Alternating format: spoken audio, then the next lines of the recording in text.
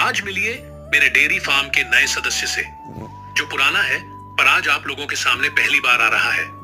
इसका नाम विधायक है और ये बहुत ही प्यारा बच्चा है। राधे राधे दोस्तों, आज मेरे डेयरी फार्म स्टार्ट करने का 19वां दिन है। आज मैंने अपने गायों के लिए एक ब्रश लिया क्योंकि गायों को मक्खियां बहुत परेशान कर रही थीं और जो गोबर भी चिपक जा रहा था उसको इससे साफ कर दूंगा। दोस्तों, मेरे साथ इतना बुरा हो रहा है कि मेरी सारी हैकड़ी निकल गई। डेयरी फार्म पर तो सब कुछ ठीक है, पर मेरे पर्सनल लाइफ की वॉट लगी हुई है। मेरा मोबाइल फोन खराब हो गया था जिसकी वजह से मैं डिस्टर्ब हो गया था। मेरा एग्जाम अब बस खत्म ही होने वाला है।